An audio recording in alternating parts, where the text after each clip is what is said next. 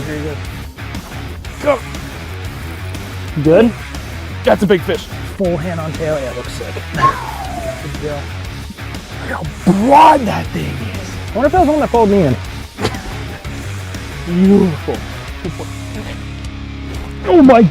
That's a big That's a fish. big fish, dude. Limp! That's what I've been waiting for all day. That's over 6. Felt that bite. Damn, I think low and slow is the way to go, eh, baby?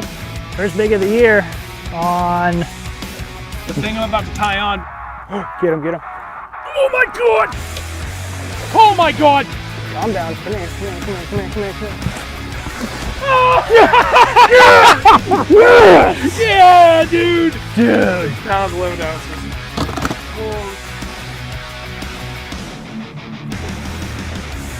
Oh my god, please get the net. Please, please, please, please get the net. I got you, buddy. Oh my god. I got you.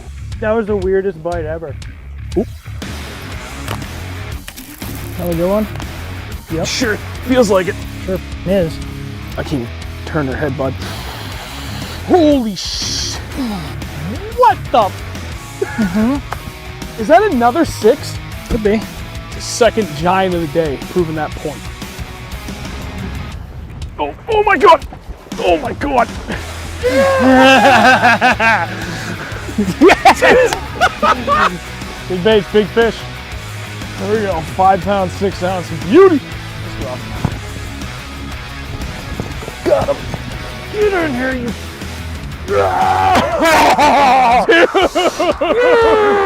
There's another 6. You. That's a big fish. 6'10". Woo-hoo-hoo. A little fatty. Oh my god. If I can land this fish. Holy sh! 5.06. Sick. Oh my god. Oh my god. Holy sh! God. What a beast. Yeah, Dude, that's it, that's it. I'm 4 pounds smaller. I need a picture. Sorry. oh wow. That might be a 4. That might be a 4. Yeah, it's a 4. You guys show that off too. 4 pounds, 12 ounces. Holy. Trailers, what's getting it done. Yeah? Yeah. Dude, that's unbelievable. That's a 4. He's still swimming. There we go. That's a big fish. Thank you. Yes, sir. Yes! 414 though. Gee. Not too shabby. Was back home. Hello, everyone. Hello. How are we doing? Holler. I swear I was ready. Whoops. He was. We're mid-conversation. I was not paying as close enough attention to that as I should have, and I apologize for that. So anyway, how's everybody doing tonight? It's a wonderful Wednesday night. Rum and Coke in hand. Coffee? High noon. Yeah. I tried one the other night and I was like, oh my god, that was delicious. And now I'm like, well, they're pretty good actually. Not too. I haven't had one. They came out after I stopped drinking. They're good. They're stupid good. It's like drinking a seltzer with a hint of vodka in the background. They also make tequila ones now too, which is Do even they? better. Oh my goodness. God, I hate clothes. This is passion. This is a passion fruit one. Anyway, onward and upward. Good evening, all. We are going to do a bunch of fun stuff tonight in the midst of talking about anything and everything you guys want to talk about. We were supposed to have a very specific topic on deck for the 4 of us from last week again. However, the day after the stream last week, so on Thursday, Dennis mentioned to be back, and he was like, oh, my bad, I forgot that my wife and I had plans for our anniversary, which is that same day. I thought it was a different day. I was like, nope, that's fine. It's pretty important. That's what happens when you get really, really busy and you get older. Like, everything that you have on your calendar blends into just this one cohesive ball of what the hell. And, you know, nothing really stands out beyond anything else. It all just gets into that memory ball. It all blends together. What memory? I do not control the remember. I do not at all. So, for everybody that's going to stick around, we have a bunch of stuff we're going to waffle off. And I'm going to make it really easy. I'm just going to say you enter one time. You can enter as many times as you want, and you got 1 in 3 shots because I don't want any repeat winners. So I want to make it as fair as I can for everybody. But there's a lot of good stuff. This is all leftover stuff from the last time we did this. I have a pile of stuff that has to go out in the mail before the end of the week. I know I still owe a crankbait to a previous winner from last week. I apologize for that. We will get that out, and we'll get all this like literally before Andrew leaves. We're going to package it all up tonight. It will be good. Everything's going to get a packing slip on it or shipping label, and my wife will bring it all to the old post office tomorrow, and we'll be good to go. The old pawn shop. 69. I choose 69. That is a phenomenally good bad movie. Goon. Have either one of you seen that? I've seen that movie probably like 70 times. It's so good. What's on your dick, Doug? And we're canceled. Sorry, my bad. It was a quote from a movie. Chill Big out. 69. It'll be hilarious. You really should watch that. I think it's still on Netflix. What is it? Goon. With Sean William Scott I feel like and I've Jay seen this. Baruchel. I don't know how you pronounce his last name. Anyway, it's a great movie. It's a real good movie. Oh, at any point you guys want to start firing random questions at us, have at it, and we'll be happy to jump through them. There is one thing I want to show everybody before we get started here. Big Bass Streams has done a number of collaborations, right? So we had Gancraft that they did a collaboration with. I got the 230. Andrew got the 303. 303. 30 Big. Big. 12-inch. Giant. Biggest friggin' glide I've ever seen in my life. I think it's the size of the Roman made, isn't it? Like it's way up there. Yeah, it's big. It's big. Yeah, it's just not $500 big like a Roman made. No, Roman made. I think it was like 800. No, those are like, yeah, somewhere around there. Actually, they might be It's 1,000. 1,000 or 1,200, something like that. They ain't cheap. That's the No, important they thing. are not. But I'm going to go ahead and show this really quick. So what they did is they're doing a collaboration with Golden Belt Customs. And we've talked a lot about big baits, the things we've done. We've had Oliver on like several times now to talk about big baits. We've had the guys from Swimbait Scrutiny, which are another YouTube channel based out of here in New Hampshire, to talk about big baits in general. We had the good fortune to fish these things while we were up on Champlain last month. And Tim and Alex. That was the one I was thinking about in my head. So they did a collaboration with Golden Belt Customs. Again, we had the chance to fish these while we were up on Champlain for the Candlewood Fishing Camp. They are phenomenal. I know Andrew and I fished them hard, almost entirely just those things. Like I literally brought just that glide and a jig, and the only bite I got that whole time was on the glide, and I swung and missed, and I was upset. But these things are awesome. 7.5 inches. They're 2.75 ounces. They're doing the Big Bass Streams Blue Shad, which is this bad Larry. And I can promise you, for anybody that's looking for that like big but not overly big glide, this is a phenomenal bait. So they're doing a drop on this on the 15th at 3 p.m. Hang on, he just had it. 3 p.m. Pacific, so that'd be 6 p.m. Eastern time for all of us. Phenomenal glide, if anybody's interested. You can chop them. They will glide. They're gorgeous in the water. If they are. They will not blow out. I cranked it as hard as I could with a 7.3-1, and it would not blow out. So they're made perfect. Yep. Cannot go wrong. So the other thing they've got going on too is they've got a restock on their Mustang survival stuff. So both the Taku jacket and the bibs, if you guys are interested in any of that. And then obviously they still have that cast collaboration they have going on with all the top waters. I personally fish Chug Norris, and that is an amazing topwater bait. So all of this stuff you can find on the Big Bass Streams website. By all means, at any point, jump on over there and grab stuff. Secondary to that, if anybody's interested in FXR stuff, they do have quite a bit of things that are still restocked on. But the thing I was really thinking about is we're getting closer. I mean, obviously it's been raining all year, but we're definitely getting to that kind of rainy season and cold weather season. There's a lot of people that watch us on a regular basis that fish really late into the year or fish all year long like we do with no breaks. If you're interested, highly recommend you go on FXR Pro Fish's website. You check out either their rain gear or their insulated rain gear, basically their ice fishing gear. Bibs and jacket are impeccable. I still have my same jacket from 2 years ago. I'm probably going to buy a new one this winter just because I want something that's a different color. And if anybody wants to buy anything from that website, from FXR, at any point, reach out to us for a discount code to use. We cannot publicly share it because it's that good. I'm not saying that to be like, oh, it's all hype. I like legitimately and legally mean that. We cannot share it. It is a phenomenal code. And I can promise you, literally every person that has reached out to ask for it, they come back and they're like, holy hell, that is a discount. So It really is. Like, yeah. it's dumb. Good. Last but not least, Waterland Company. Anybody wants sunglasses, use code Reel Northern to get 5% off any of your orders. Actually, no, I take that back. I think it's 15%. Nice. It's up there. There's It's so in the many video of 'em. description below. By all means, go ahead and grab it. Use it anytime. Helps you, helps us. It's glorious. But especially that FXR discount code. If anybody's interested, reach out to us and I can send it to you. There you go, Alec, right there. The Chug Norris is a great bait. Damn right, buddy. Yeah, it is. I caught a couple nice smallies up on Champlain with that. Yeah, I watched him catch a couple. It was sick. And one more shout out to Brian Visco, or for Brian Visco. He is doing, if any of you guys are bow hunters, he does strings and they are phenomenal. I just got mine done. I'm getting my bow back tomorrow, and I'm excited to do some target practice before I go out for the old hunting season, and hopefully I can get a deer this year. Can we name drop for him on his behalf just to like help people understand the level of work he does and the clientele he's earned as a result? He does. Might need to pick your mic up a little bit. It's like at your chin. He does strings for pretty much, I think there's 7 or 8 of the elites.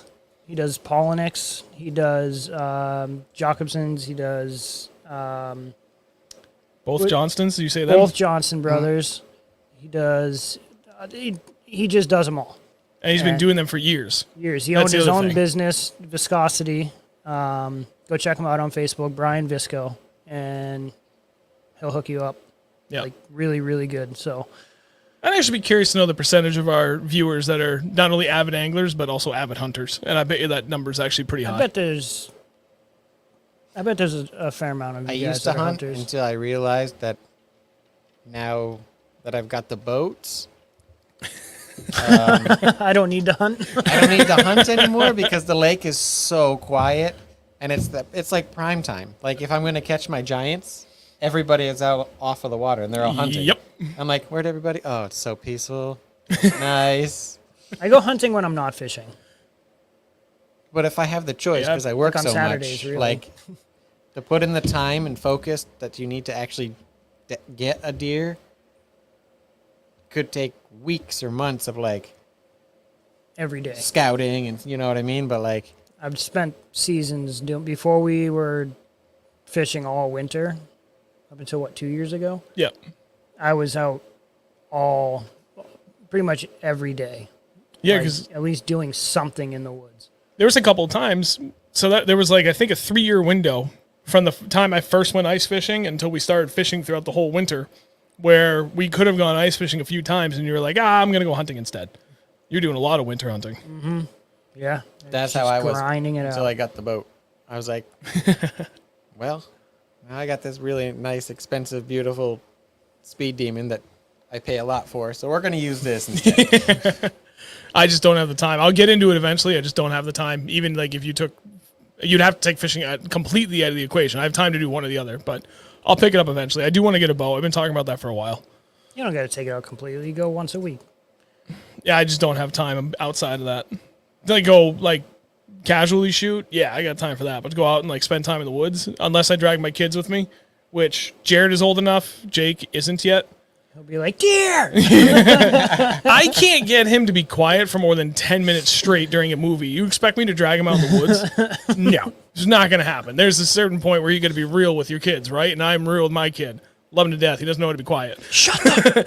It's the polar opposite of what you need when you're hunting. I don't hunt and I know that. You stink. So, you know what? Really quick, I'll touch on this. Mike did ask, any word on your boat? Yeah, and it's bad.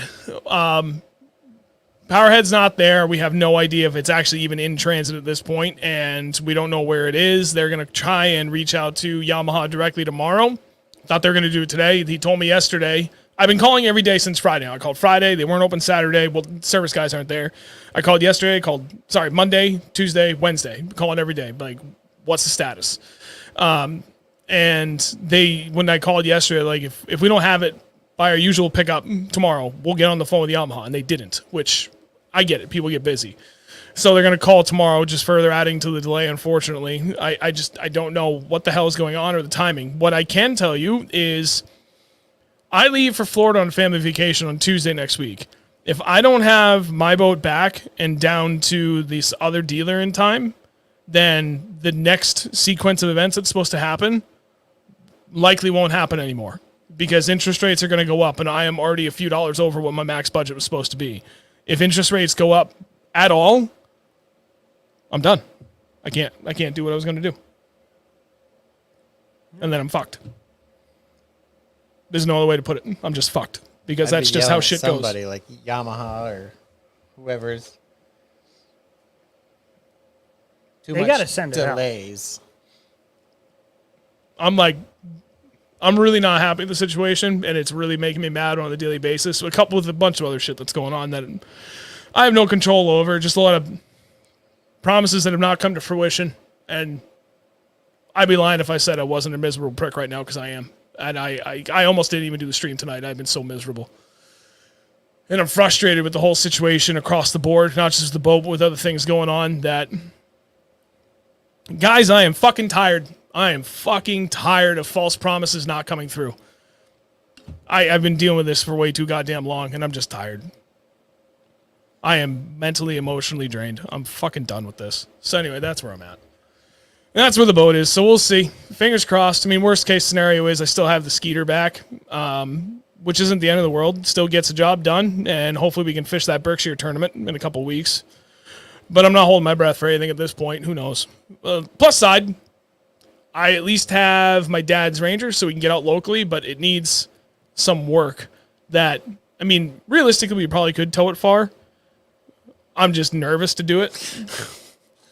Because I don't know how old the bearings are at this point, because I don't remember the last time I had them done. I don't know how good a shape they're in, because they haven't been greased in the last 5 years. Who knows with the gas?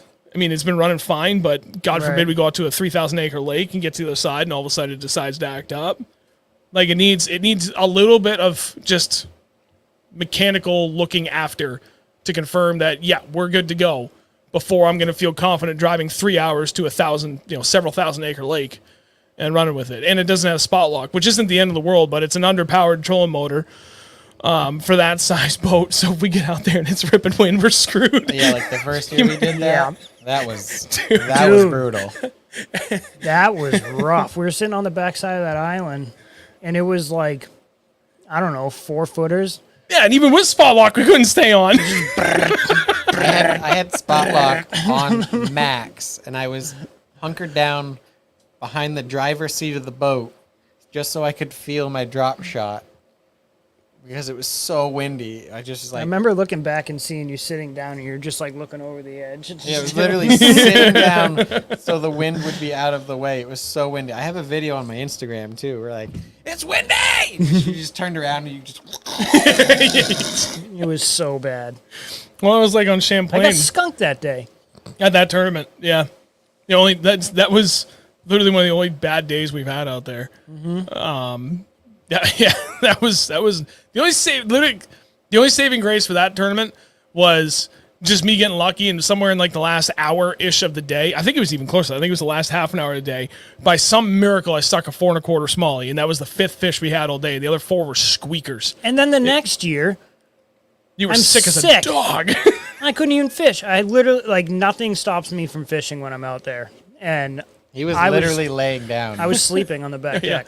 Because we were like an hour into the day. He put two pounders in the boat, and he was like, all right.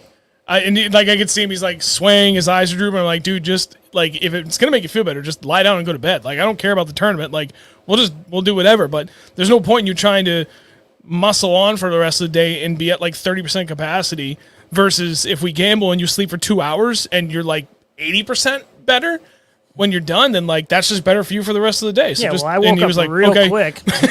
And then I set the hook so hard on a spinnerbait, almost like a 6-inch bass.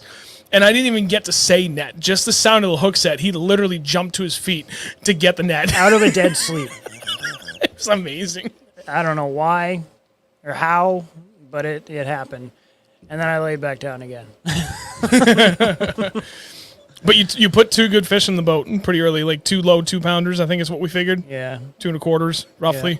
And then you were just conked out. And then it was a struggle bus the rest of the day. There was a lot. There was like, I think only like 4 or 5 boats out of the 20 that were there that like had a good day, and you were one of them. I hammered them that day. Yeah, you did. And everybody else is like, that sucked. But Yeah. there's always somebody that figures it out. Oh, speaking of Brian, Well, I still got the Brian's in the chat right now. And Brian, I gave you a shout out and told him all about your bowstrings and how good you are and who you do them for, and you're good to go. Hopefully there's some hunters in here. Hopefully. That 6th sense. Not Sixth not sense. like the bait 6th sense, but like Who, him? 6th Me? sense no, for fishing. You, like the 6th sense of like I knew there was a fish. Oh, dude, I am coming back for revenge this year. The last 2 tournaments that we'd fished there have been awful for me. You know what the funny thing This still is year about is it? going to be different. I hope so, because out of those 2 bodies of water, the first one we fished like 30 times now, and we've done exceptionally well all but 5 times, and 2 of those 5 times have been during those 2 tournaments.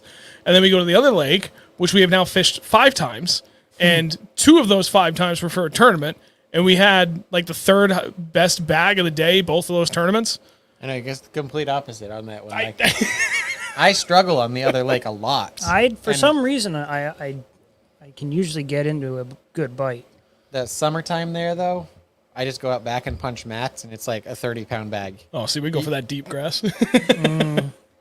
Shh. Can't give up our secrets. That's true. Well, that's a summertime bite. True. Not the fall. We're past that now. Oh, you never know. Summer could go all winter. Yeah, ain't that true? Yeah, October, or this tournament we're going to do is going to be like 95 freaking degrees out, like all weekend. Dude, bath water on the pond we were on this past weekend, and it was just, it's been abysmal, but we keep going back to the same pond. Like, it's going to change. It didn't change. It's going to change this time. It didn't change. change. I I'm done promise it's going to fishing be different Hampshire. this time. It was not different. I don't like fishing small ponds in New Hampshire anymore. Just because of Champlain. Champlain. I mean, really though, it's like those bigger lakes with the smallie, just the deeper lakes with smallies and largies in them are just so addicting. They really are. And There's no other bite like You it. can like pick and choose how you want to fish as well. Right. yeah, It's not like you go to a Oh, small let's- body of water and be like, oh, well, I guess I have to do this today. yeah. Like, Yeah, a lot of the New Hampshire water, I feel like you have to be like, this lake is, you're only going to catch fish on like a shaky head. Like, that's all you're going to catch or a fish on. blade bait or a Right. drop shot. But or, it, like, Or one of these the 3 other spots, and Vermont that's lakes is like, well, I kind of want to teach myself how to do this. And you go out and throw that and you will get bit. Then you can go largemouth fishing. Then you can go smallmouth fishing. Then you go lake trout fishing. It's just, the New Hampshire lakes are just like, you have to throw this bait here or you won't get bit. it. You're not wrong, especially the places we've been fishing. But, you know, with the boat that I have for my dad, like we kind of are out of options for where to go. There's a couple other places we could go to, but, you know, it's places that we know, like, definitively have not been great the last few years. So it's like, no, let's not go there. we could also go to a couple places where we know we're going to catch a bunch of fish, but they're either going to be small or they're going to be small or there's going to be one or two giants. And we've been So, hitting that If you can particular find those one or spot, two giants. and it still hasn't panned out yet. Not yet. Well, it's Not and yet. it's funny. We definitely went not the fall yet, so other than that day I caught the 2 6s. Did we catch anything of size out of that pond last year? Dennis caught 5 like 2 weeks before, a week or 2 before. I caught those 2 6s, and like as far as I recall, like that was it for big fish out of that place. But that's why we keep going back. Somewhere in that 20th trip, 2 years ago I caught I'll answer that. for you 2 in a over minute, Mike. 6 and 3 or 4 over 5. Was it 3 or Yeah. 4? 2 or 3 years ago. Probably 3 years ago now. The place was amazing. Now it's just Dink City. Well, it's like Travis. The But first I year did we catch a 636 with like a 1 pound bass on his throat. Oh yeah, I So- forgot about Probably had that. some like local redneck guy that was just like fishing with a bobber and he just like skunked a 5-pounder. He's like, we got dinner. Yeah, probably. Probably what happened. Probably. Oh, the place gets hammered ice fishing too. That's Oh, it my always does. my biggest concern. It definitely does. Mike, to answer your question, I'm not going to tell anybody what I bought yet until I sign papers on it because I just don't want to go down that road. Until it's official, I don't know. I tell you what, though, with the timing of how this is going to all work out, Andrew, I legitimately might have to ask you to, like, grab a buddy, come grab my truck, drive down to one place, grab my boat, drop it off at the next place, and drive home while I'm in Florida. Okay. Like, if this works out, that's how it has to happen in order for me to lock in this loan rate, I might have to ask you to do that. Whatever. Sorry, buddy, you're going to have to drive my Tundra around for a couple hours. Shit. That sucks. Let me know if you need a hand, because I got most weekends. I might just take your boat out for like an hour. Me and Andrew will come down and make shit happen. Yeah. I would do that. Hell yeah. You know what? I saw a question from Mike, but before we get into that, you got all those bags? You guys ready for waffles? Oh, I got those bags. Let's see them. Those bags. Alec, definitely do it. You want to come up and do that Berkshire tournament in October. He's going to work it out with his work schedule, but I think he's going to be able to make it happen. Do it. Did you see that Sean is fishing it? Yeah. Yeah, with Kevin. Yeah. Which is pretty awesome. Because I was actually out on Bamo the other day with Sean. I can't wait. I was on my boat. I'm like excited. He came and met me up there. Yep. I'm excited for this tournament. Sunday, maybe? I better not get sick or any bullshit happen to me. I'm going to go buy you a bottle of like 1,000 milligram pill vitamin C's. Kombucha. You can just start eating those every day. Dude, I ate so many of those. Those vitamin C pills that I bought. Yeah. I ate half the bottle in 2 days. Wait, while you were sick? While I was sick. No, I want you to start eating them now. Right now. Oh, okay. All right. I was hammering jig donkeys up there. I saw that. That was where I got that. That's the kind of stuff that I was... Simmer down. We don't need to be... Yeah, that's juicy. Okay, anyway, so pick up... Where's the stuff? Is it in here or is it in the other room? Here. All right, so let's get some waffle stuff going on. I already see one question from Mike that I do want to... Oh, wait, no, he was just talking about the weather. But you know what, dude? It's up on topic night. So anytime you guys want to start throwing us questions, have at it. In the meantime, let's do some waffle stuff. We're going to make this really easy. Is this the big bag? One entry. I mean, you can do as many entries as you want, but we'll just do like one and done. You put them all in. We'll end at the end of the night after the stream's done. That way I can let this up just like the whole night. We'll pick 3 different winners. So you have one of 3 chances to do this. We'll do $5 an entry because this is not light duty stuff. It's actually really good. Andrew's looking at it. He's like, do we really have to give this away? I mean, no, like literally there's some like extremely good stuff in here. So here, like we got all sorts of like swim baits from 13 Fishing. This bag. Well, hang on. What's he got in there? Crankbaits, like Lucky Craft crankbaits, like a lot of them. Some 13 Fishing lipless crankbaits. Here's another 13 Fishing like. I don't know if we're able to see that very well from square back bill. there, Oh, but is that a square bill? I don't think they need to see the details. They're gonna know it's good. There's a ton of really, really good stuff in these. So we're putting them together, and I was like, oh. So this bag's got 2 Lucky Craft jerk baits, which Lucky Craft is honestly one of the best jerk baits out there. I either fish Mega Bass or Lucky Craft. Like those are my go-tos. It's got a bunch of oh my goodness gracious, I'm so sorry. It's got soft plastics from 13 Fishing. Like this is all just in one bag. What was that? Lucky Craft, lipless, Blue Steel. I don't even know what else is in there. More power bait, swim baits. Backs of power bait, swim baits. Yep. Those are actually those are good. People Those are sleep super on those. durable too. Yeah, for like a jackhammer and swim bait trailer, these things are phenomenal. Pocket craws, a couple packs of these guys in there. I fish the hell out of those on jigs, by the way. Like that's one of my go-to jig trailers. Super good Texas rig too. Yes, that's a summertime jig trailer. Such good action. The bags are somewhat evenly split up. The box is where the magic is. So while they're showing that off, I'm going to put all the info in here. This one could probably take another. We'll do that. How about that? There's like a lot of really, really good stuff in here. Net baits. I know, dude. Like. Anyway. Waffle money in. Oh, Mark hates jerk baits, apparently. More for me. No, there's not just one. There's going to be 3 drawings, right? 3 drawings. So let me go ahead. I just put it up there. Let me make sure I actually wrote my Venmo down right this time because I screwed up last time. And I felt really bad about that. But we got it sorted. Is it? That's what it is. It should be Reel Northern Bass is what I made it. I think I wrote... I forget what I wrote last time, but it was the old one. But yes, that is correct.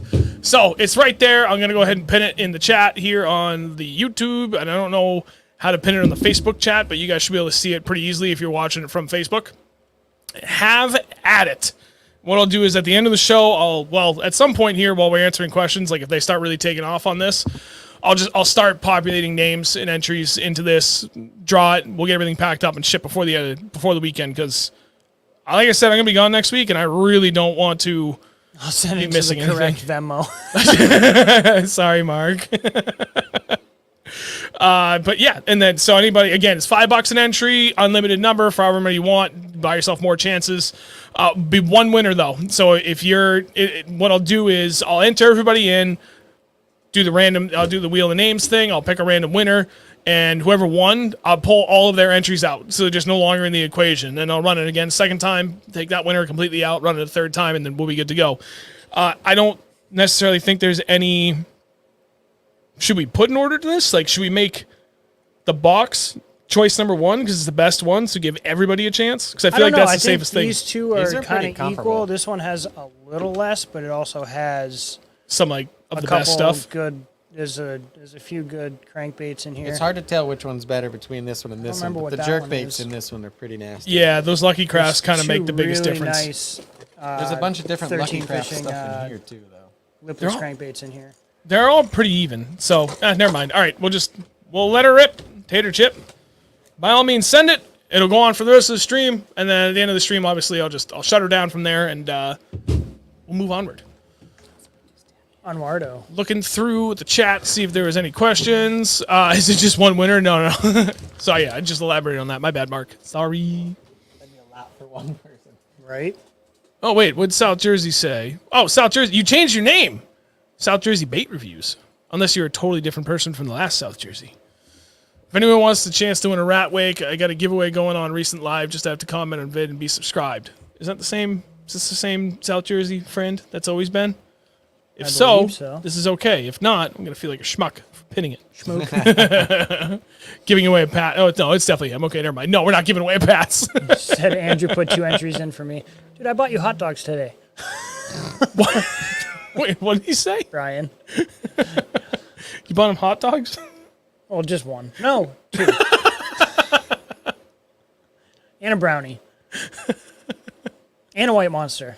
Oh, jeez. Pay for your own damn entries, Brian. What did Mike say? North winds Saturday up there, then west Sunday, north here report. Thinking about heading up from the Cape, blowing 65 here Saturday. Yeah, dude, it's going to be bad on the coast this weekend. Good luck. There's going to be someone out there sending it on the Cape this weekend. I'll do it, he says. I'll do it. No, I'll do the Venmo for him because he doesn't have Venmo. Oh yeah. Brian needs to get with the times. Technology. Wait, he has PayPal. Oh, he does have PayPal. He does have PayPal. So PayPal that. Figure it out. Oh, there we go. There's an owl. How aware are you throwing a chatterbait this time of the year? All right, I've done a lot of talking. Who wants to take this first? Pretty much everywhere. They're moving up somewhat. I mean, the water temp should be kind of dropping a little bit, so the fish should be moving up. If it's like actual fall temperatures, then like the grass lines and weeds, kind of like main lake points where you're finding your grass and stuff like that. Money. Anywhere. I usually, this time of year, I'll start going up a little shallower, like anywhere from like 6 to 9 feet, that kind of area, that like a big flat, and just crank chatterbaits through there, or crankbaits or jerkbaits, all that type of stuff.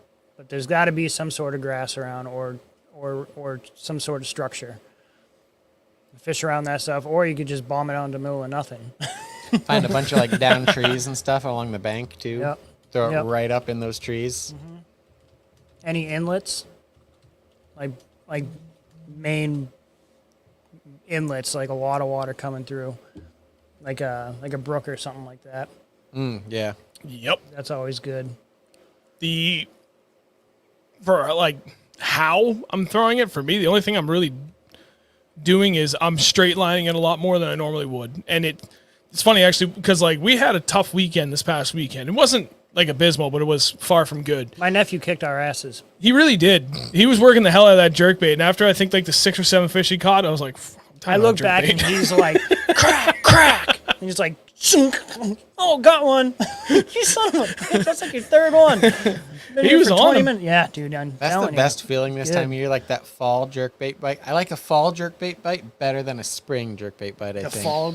Oh, man. Yeah. The fall jerkbait bite. I feel like I'm fishing a jerkbait so much more aggressive in the fall than I am in the spring typically. Yeah, spring's usually somewhat, I wouldn't say Magical. That's what I slow, mean, but like, It's magical. fast, and then typically, not, like- not fast. And then fast, not fast. in the fall though, I'm just like, wham, wham, wham, like as hard as you possibly can. It's pretty much what he was doing. Oh yeah, dude. He was wailing on that thing. Oh, yeah. And he was cracking them. Yeah, it's cool. It's funny because at one point, well, sorry, I had an incomplete thought on the jackhammer. I tend to speed up with it more than anything. Although a subscriber did tell me something because of how bad we did this past weekend. He was like, "Hey, man, I'm doing with it. Have you ever thought about that?" And the funny thing is that I was just talking to another gentleman about this while I was up at Coyote Creek Outdoors on Saturday, and he was doing the same thing. I have done it in the past, but like twice. And for a very short period of time. But I know exactly what they were talking about. It makes perfect sense. I just don't do it. It's a much slower method. Typically, I just tend to speed up. But then I got thinking about what we talked about last week, and especially what Dennis said. This time of the year, if the bite's really slow, he just goes faster and faster and faster and faster until he like unlocks whatever that reactionary bite is. Mm-hmm. And I like the third or fourth hour, I said that to Andrew. I'm like, I just realized I'm doing what I always do. I go slower and slower and slower. I'm gonna do Dennis. I'm just gonna start speeding up. And I had a jerkbait and I was cracking the hell out of it. I had a jackhammer. I was burning it back and trying to tick the top of weeds and then popping it and cracking it and ripping it. It still didn't work. Funny because I do the legit opposite. And you got me into that habit. Because when you first get on the water, you're all excited and you're out there and you're just like crack, crack, crack, crack, crack, crack, crack, crack, crack, crack, crack, crack. But then you're not getting bit, so you just kind of start slowing it down a little bit. You start getting into a groove, and then you start working even slower. And then eventually you'll find out what the cadence they want, and once you find Kind of that, work then it like it's a nonstop. spinnerbait too this time of year. Like when you're working a spinnerbait through the grass and you just rip it out really quick, let it die for a quick second. Oh, dude, we had a killer spinnerbait bite last week when I was with Sean. He left because there was a storm rolling in. The wind kicked up, and I was like, spinnerbait, yeah, we're going to do this. And just jacked like 4 of them on back-to-back casts. Awesome. Oh, this is so nice. I had a spinnerbait I was throwing on Champlain earlier in the spring, and Andrew knows I will never talk about the color, but you know what color I'm talking about. And like I rarely throw it, but I keep it for my Clearwater Smalley places. CM special. I realized not once have I thrown that up where we usually go in Vermont.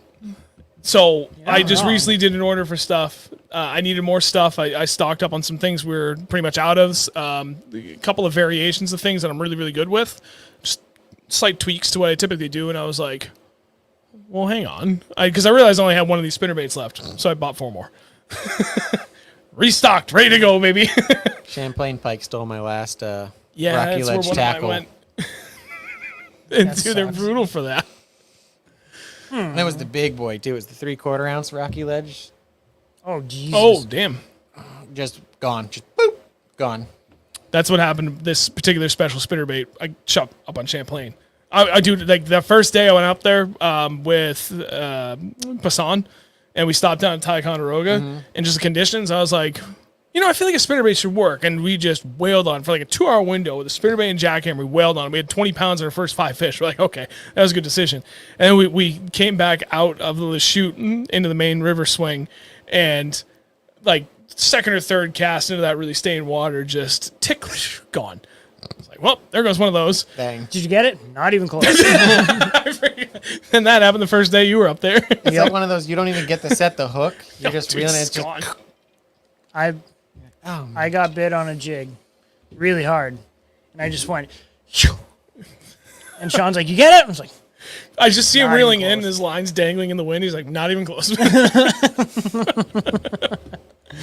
Dixie Fishing did ask, what are you throwing in the fall? Filling a bag versus those bigger fish? So one of the things I wanted to talk about that we haven't talked about in a while, because it hasn't been as successful for me lately, so it keeps slipping my mind, is a swim jig with a swim bait trailer on the back. Like, that has always been, for the longest time, until like 3 years ago, was like my go-to for big fish in the fall. And it was one of those, like, you get both. You get both numbers and quality out of something like that. Now what we've been doing more recently is this stuff. Yes. And the bigger glides have been killing it for us in the fall. In the sense that, like, you know, you go all year and you go like 2 months without a bite, just follower after follower after follower.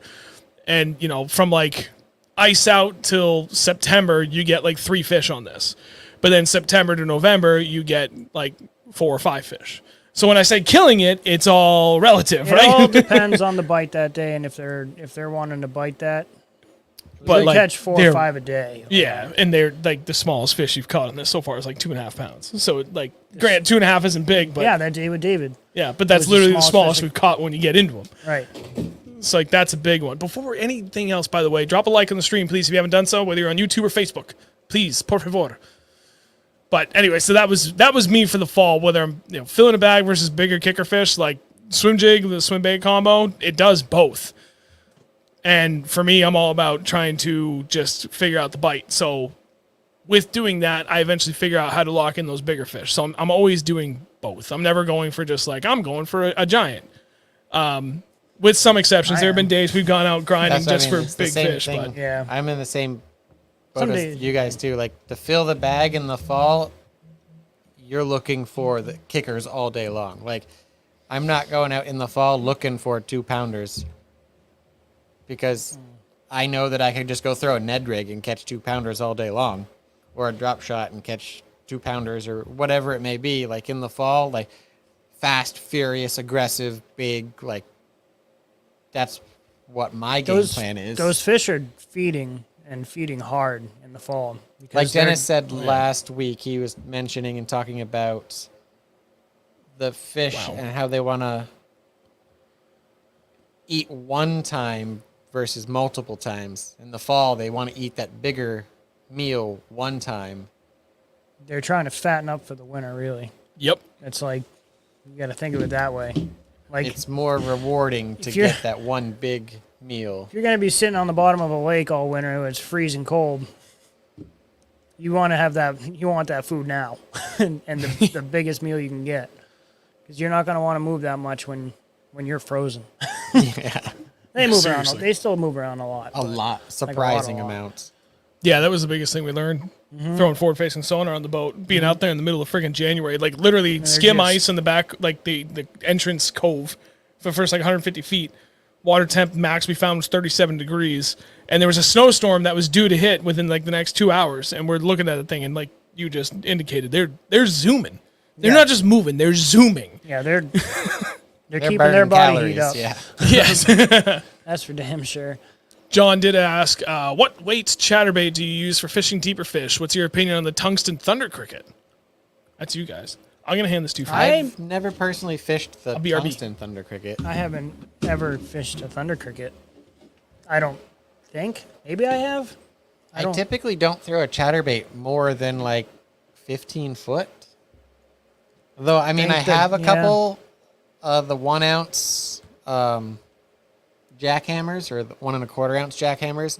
I just haven't gotten the opportunity. One, because I don't fish deep very often, but it's something I'm trying to learn. Like, I don't know when to throw that giant thing. Yeah, me and you went out, and he's like, I never fished this deep. I'm like, throw a jig, and you're out there throwing a jig, and you start catching fish more than I was, and I was like, see, there's nothing wrong with this. And then At it's still all. not considered deep. I was in 20 foot. That's deep water for me. Like, that's that's shallow. deep.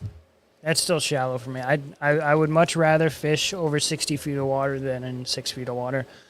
I'd rather fish in 6 inches. Well, Like- you're different. That's the kind of stuff But that I for- was punching. Fishing deeper chatterbaits, I would like to fish. Yeah, that's sick. I would like to fish something like the 1/2 ounce range, just because I want it to get down to the bottom, but I don't want it to rocket down to the bottom. I want it to be able to fall at like a steady pace, and then once it hits bottom, crack it out of the grass and make sure. Oh, Jesus, sorry about that. And just come on. Oh, geez. Oh, there it is. And make sure you're ticking the grass. If you don't feel that you're ticking the grass or ticking the bottom, Slow it down. just either slow it down or just let it drop straight down again, and just keep it slow rolling with it still vibrating. If you don't feel vibrating, you either have grass or you're just not going fast enough. And just kind of crack it and just keep continue while adding in either pauses or quick snaps. If you get caught in the grass, you snap it, and it's a reaction bite. Sometimes too, just like you're just doing a steady reel, and then just like a couple really quick Oh yeah, quick wheel turns. Sometimes I just take the butt handle and I just go snap, snap, and I've gotten bit doing that too. It's kind of a crazy bite when you do that and they hit it in the first snap. It's like, snap, oh God! It's a lot like working a spinnerbait. If you're working a spinnerbait the proper way, just like over the grass, cracking it is... Hitting them on swimbait, high-tech style, and 8 to 10 quick retrieve. So, how do you show this? There you go. Hit them on swimbait, high-tech style, in 8 to 10 feet today. Quick retrieve. So, yes. As of right now, the temps, today was a little cooler than it has been. It was, 70, I think it was like mid-70s. Yeah, it was warmer down here than it was back home. It was really? It was like 60s at my place. Oh, man, you're lucky. So, where he's living, what are your water temps at? I still think they're like around the 70s, but they just... Jesus. We kind of had a cold rain, though. Kind of. Yeah, but we've had cold rain all year. That's true, and it's just still water temps. We just like barely 90 hit degrees. 70 like a month ago. I know. Like right now, that you should like the water temps right now are just not where they should be. They're still fishing almost like it's almost midsummer, moving into fall, but the water's still warm. So moving them a lot faster should start getting better bites. Should. What's that one under that looks like a good one? Popper or walking bait? I mean, both. I actually, watching Oliver catch all those fish on the popper and watching you catch them on the popper, I went out and bought the Megabass Pop X. Oh, just a little guy. It's such a good bait too, because the Pop X and the Pop Max. Yeah, I have you Pop can Max if you as work well. them, you can work those almost like a spook. a spook as well. You can walk the hell out of them. Yeah. I was doing that. I was like, cut, and it was just sitting there. Toon, toon, toon, toon. I'm like, dude, you can walk these things? This is awesome. I think it's because it's got those slits in the mouth. It's so nice. So my partner and I, when we're on the boat, Alex and I, one of us will have either of the baits on, because we like to throw, especially up on Champlain, so many of those fish see the walking style bait. It's like a staple up there. Not a lot of people have been throwing poppers. I throw a popper a lot all year long. Early spring, like ice out, I'm throwing a popper, because you can work it super, super slow all year round. I have one tied on all year. I missed 2 fish last weekend on a popper because I just wasn't paying attention. Like, that's how long I let it sit. Dude, one of those swirls behind that fish too was I saw the tail. I saw the tail of it. A big fish. It was a big tail. That's a big swirl. I know. Only a big fish can make a swirl that big and not make any noise. Like, you don't hear anything. It was just like, well, he grabbed. I looked back at Jackson because I thought he was on a fish, and then I looked back and I see it like messing with it. Like, it came up, swirled on it, came back, swirled on it again, and then it came back and it flipped its tail out of the water. I'm like, what the hell is going on over there? I didn't know if there was multiple fish or if it was just one big fish. And then I saw the one big tail. I'm like, oh my God, that's one big fish. And then he bit it. And I set the hook and my leader broke off. Oh, I forgot about that. I've never had a leader break like that before. And I was like, well, there goes $18. And I was like, that's all I wanted to fish today. And then all of a sudden I look back over, it goes, boop. And I'm like, oh, there's my bait. So we went over, grabbed it, and was just on a straight braid for the rest of the day. But had 2 bites on it. Didn't connect with any of them. But I just it is don't. what it is. I just don't throw a popper as much as I should. I used to throw it a lot. I just kind of lost confidence with it, but it's how she goes. Alec, who's excited for the Beast Coast Gorilla Swim Jig V2? Yes, sir. Yep. Wait, what? Phenomenal. He redesigned the Gorilla Swim Jig, Oh yeah. and it looks amazing. Although the Working Man swim jigs are really nice too. I've got a bunch of those. Yeah, Did they're really nice. well with those early in the spring, and it's about time to tie that bad boy back on again. Jerry, from the perspective of a Florida guy, you have like 4 weeks to talk about spring, another 4 for summer, and another 4 for fall. The other 4 weeks is like, this weather sucks. So it's just like, it's funny because like that's one of the things that a lot of guys in Florida talk about. It's like, oh, it's nice, we get to fish. Or, you know, when people up here talking about Florida fishing, oh man, I moved to Florida to fish all year long. Like, no, their summer is like our winter. Like, I mean, technically, yeah, you can fish, but it's miserable. Up here, there's plenty of options to find open water if you're willing to drive a little bit and make it happen, but it's miserable, man. You'll get some, and sometimes it's giant, but it's cold. And down there, it's just miserably hot. I would just be down there punching mats all day long. I love the heat though, so all day, I don't, every I day. don't mind it. I literally wear pants all year long. Yeah, you're psycho. That's Like even in, not like okay. he's seen me like in the dead of summer, like 95 degrees. I'm like, yeah, I'm in pants and I'm Black comfortable. pants, Black. nonetheless. I I'm the wear opposite like with almost nothing shorts. but black. It'll be usually. like 30 degrees out. I'm like, what are you wearing shorts for? It's hot. My legs are hot. Yeah, but in all fairness, you're wearing those FXR pants, so they're very breathable. Those are these. Yeah, those are not breathable. No, they're not. Ryan, hey buddy. You guys throwing mono, braid, fluoro on your glides and swim baits. I use braid and fluoro, but recently switched to 25-pound mono and have had more success. I am a so 25-pound straight mono. fluoro guy, either 20 or the Defiant soft casting, which is a 23.6-pound fluoro. Andrew recently made a What do switch. you use? I'm doing braid to leader, 20 pound to 18 pound, depending on where and what I'm fishing. So like I've got this is the new Mega Bass. the new Mega Bass 187R. It's slightly smaller, and I'll throw 18 on this one. But then I've got like the 162 or something slightly larger, then I'll up it to 20. But if I'm throwing that around cover or docks or trees, then I want 20 on that. So I have 3 different lines I use.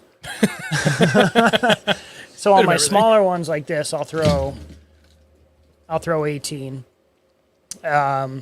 Anything a little bigger than this, up to I'd say 2.5 to 3 ounces, I'll throw the 23.8 or 23.6? 23.6. Oh, yeah. 23.6 Defiant heavy cover, straight fluoro. And then for my big need one of these baits, so bad. I They're am so now sexy. throwing 100-pound braid to 44-pound Shock leader. 44-pound shock leader for like 10 to 12 inches long. So Yeah, you cast that thing a mile. yeah, oh yeah, That's the only way I would do it, because like when I first started throwing glides, it was with a Gancraft, actually, now I think about it, and it was close to that. I think it was a 230. And I originally was like, I'm going to throw it on braid, because in my head it made more sense for what I want to be able to do with it. And, you know, just playing around with it near the boat, it's like, yep, okay, that makes sense, it works. But I think I was only throwing like 60-pound Power Pro. At the time, I thought, like, that should be fine. And I broke off my glide twice on the cast because I just didn't get my thumb on it just right. And ended up quick backlash, spooled too tight, wound itself, snapped off in the reel, and sent my bait. Luckily, both times that happened, it landed shallow, so I got it back. No worries, no issues, no I wind. made that So same mistake when I first started throwing swim baits as well. yeah, so I ended up talking to Brian in Korea, and I'm like, buddy, I'm like trying to figure out this whole glide thing. What do you throw for line? And I told him what I was doing. He was like, dude, I don't F about with fluoro, or with the braid at all. He's like, I go straight fluoro. And I was like, good enough for me. That's what I do with everything else. So I went straight back to pure fluoro. I'm honestly loving how it casts and the way that it feels when, like, you can literally feel every movement of that bait with the braid. And I am somebody that would never, ever, ever throw braid on a bait caster, besides What? for a jackhammer. But no, I never did. I never wanted to until Oliver's just like, don't be a bitch. And You feel so Okay. much more like it's just so much more sensitive. For what? Braid to just Braid to leader. anything, really. it definitely is. I mean, for sure. It 100% is. It's like There's imagine no throwing doubt a about drop shot on just straight fluoro versus the fluoro braid leader. So I've brought this up many a time. Travis Rocket and Jim Rocket, where Travis and his father Jim, where those are the guys I owe the foundation of what I learned about fishing for smallmouth and deep glacial bodies of water was to those guys. Took me under their wing. They taught me the bare bones basics, and I took it and ran from there. And at the time when I really got started trying to learn that, this would have been like 2008-ish. And yeah, 2007, 2008, the first year my dad bought our first bass boat. It was a little 18-foot bass tracker, one of the last years that they did those old fiberglass models. And I went up to Winnie, and I had no idea what I was doing. So I went out with Jim and Travis, and I was fishing with Travis, and he was like, we're going to fish drop shot. I'm going to teach you how to tie Palomar. So he did, and he was looking at my rod. He's like, do you have straight fluorocarbon? I'm like, no, it's straight mono. Straight 8-pound mono. Oh, no. Yeah, and he was like, Oh, boy. you really should go braid to mono or braid to fluoro. And I'm like, I can barely afford to be out here at this time, and the idea of buying 2 spools of line for 1 rod, like I can't justify that. Right. So we go out. He sets me up. He tells me everything I'm looking for. He taught me how to read my graph for the first time. I read a graph because we didn't even have one at the time. And I'm watching this kid pluck fish after fish after fish after fish. And I couldn't, I was like, dude, I don't feel anything. What are you doing? He's like, this. And I come up and I stood beside him and I watched with extreme intent what he was doing. And I'm like, okay, that makes sense. And he's like, just drop down right beside me. So I did. I could see my bait drop. And he's watching. He's like, look, here comes a fish. It might be biting it. And I'm sitting there holding it, and he got tension on it. I'm like, nothing. He's like, give me a rod. So he fished with it for a few minutes. He's like, I'm telling you, you cannot feel a bite down there because we're in 40 feet of water. Right. It's the deepest I've ever fished at that point in my life. So I was like, finally, I was like, oh, fine. He's like, well, I was like, let me try your rod. So I dropped that down. Dunk. It's like, oh. Oh, now I get it. Light bulb. You're supposed to feel the bite. And that was my first, one of many very important lessons early on in jumping from John boat to bass boat world, where I could actually travel and do things differently. I was like, oh, holy shit, that really does matter. On the same hand, I remember that. And then I also remember going overboard and putting braid on every rod that I owned. Yeah. And then I was like, whoa. Tone it down a little bit. We don't need to do this. No. Like my spinnerbait rod, I was like, yeah, braid deleter. This is going to be great. My jig rod, braid deleter. This is going to, I was like, no. A lot of people swear by jig with braid to leader, which I understand. But I have to be if I need to fishing around retie some- my leader until there's nothing left, Oh, that's the one. it's like, what's the point? That's why I don't want to do it. Right. That's the biggest thing. That and because the way I like to run my reels, there's I can one- cast. There's one more place that there could be a mistake. Your leader Right. could break. Bingo. You're just adding another point of failure in that. I'm either going to throw it, the jig, say if I'm around docks, depending on what it is, like heavy grass docks, it's just straight braid. Yep. And even then, sometimes it's like 18-pound fluoro, depending on how thick and how gnarly it is. Other than that, it's like 15 to 18-pound fluoro, just straight. Yep. It's pretty much all Got to we be do. a pretty rare occasion for me to be throwing the jig on just straight braid. No, I never ever do that. I have tried it with braid defluoro, and I feel if I'm gonna do that, even though I know I can tie a really good Alberto knot, it's still not thin enough that it bothers me, and I can't get around it. I need to learn to tie good FG if I'm gonna go back to doing that and give it a shot. I'll throw straight braid around like pads and stuff if I know I'm around some thicker stuff. But Yeah, true. At that point, I'm usually Texas rigging anyway, in which case I'll throw straight braid on that. Oregon Small Jaw did ask, have you guys got the chance to try the Evergreen Grass Ripper? It's a small killer swim jig, and it comes in the same colors as the jackhammer. I have not seen that yet, because I'm a Beast Coast guy through and through, but I am intrigued. I like to experiment. All right, we'll add it to the We'll just list. say that. you left that door wide open. Yep. Ryan Miller, 72 on Lake Ontario. Yeesh. Yeah, that's a little toasty for that lake this late in the year. That's for damn sure. Going through looking for everything. John did say, thank you. I normally fish 6 feet or less, even 6 feet or less, unless I'm on a ledge. But a few of the lakes I've been to this year have super steep ledges that go 10 to 30 fast. Oh, there you go. All right. South Jersey, have you guys been using any crawlers recently? I don't want to talk about it. I threw it probably for, I don't know. I don't even know how long I was throwing that thing for. I threw it for a while. I need to get We one. both did. And And Can't get bit on it to save my life. Yeah, well, we were also fishing a pond that wasn't really producing that day. No, it's funny though, because I posted about how we did and how I really tried that topwater bite. We both did. And we were on complete opposite end of the spectrum. You throwing that tiny popper and me throwing the giant Defiant crawler. And it just looked like a topwater kind of day. And someone responded saying, dude, I literally did the same thing, thinking the same thing, and I couldn't get bit on topwater to save my life. And that's a guy I know that does pretty well on topwater. Just our timing and luck have not lined up yet for those crawlers. But by God, I keep trying. I really keep trying. It's not the bait. It's us and it's the timing. That's for sure. It's mostly timing. Yeah, true. Our timing this year just hasn't been the best. It's not our fault. It's just the days that we get to fish, and it's just whatever. I saw. Sorry, on the bottom there, I saw Reed. I was like, Riley, Riley Reed. Oh God. That's my bad. Not Oliver's Riley. Different Riley. Oh God. I'm looking through, seeing what else. Oh, there we go. Jerry, whose line y'all using? I mean, Defiant pretty much across the board now for what I'm doing. Actually, I just remembered I bought, I think it's up there. I have new Defiant line that I need to reline my spinning reels with. Son of a... I broke 2 handles on my loose spinning reels and I have to get sorted before that tournament because I'm going to be really upset if I don't have those reels. I'm a Sunline guy myself, personally. Defiant heavy cover 15.5. 5. Yep. And, well, this is Is that the 70-pound braid. That's what I'm throwing on one of my big swim bait rods right now. Yep. And it's nice because it's a little thinner than anybody else's 70-pound, but it's smooth as hell. And it's been good. I've been throwing like the Defiant bird crawler on that thing, 0 problems. And it's 70 pounds, so it shouldn't be any problems. It's not But bad. like I said, it's way thinner than anybody else's 70-pound line. So I was a little nervous, but 0 issues. Stuff's been phenomenal. I'm telling Really you right happy now, with the it. 100-pound is not bad at all. I put a lot of line on that reel. On that 300, Yep.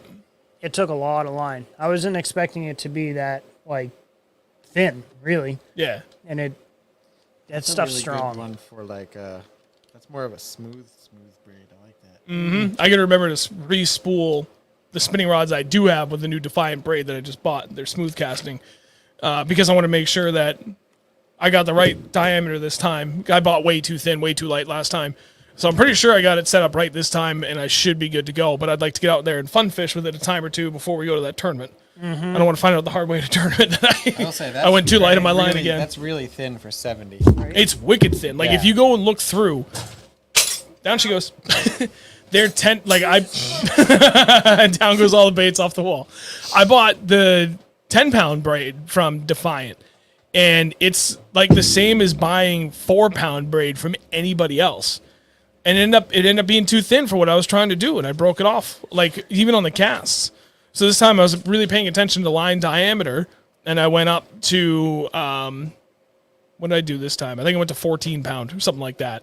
So I went just a little bit heavier. So I should be good, and it shouldn't be any issues. Because it's just for my drop shot Ned rigs, stuff that drags always wicked low when you set the hook anyway. So I'm not concerned. But I don't know what was on with that, but I had issue with that one, and that's been the only one, that's for sure. Freedom fishing. I like fluoro and glides too, especially for glides that ballast slightly more tail heavy. Yeah, because it pulls the head down. Yep. The face. The face. Pull it down by the face. In the face. Ryan Miller. Defiant is the best fluoro in the game, hands down. Everything else breaks on me. I tell you what, I fished the Sunline. Sniper? Yes, thank you. The FC Sniper. I've fished Seagar. They're Abrasics. They're Invisics. We fished They're them for Redline. They're years. Tatsu. We'd fished all that for years. I have fished several different things from P-Line, and now we fished the Defiant heavy cover. And I am happiest with the heavy cover. That 15.5-pound heavy cover for jigs has been bulletproof. It has performed as good, if not better, than anything I've thrown from Seagar.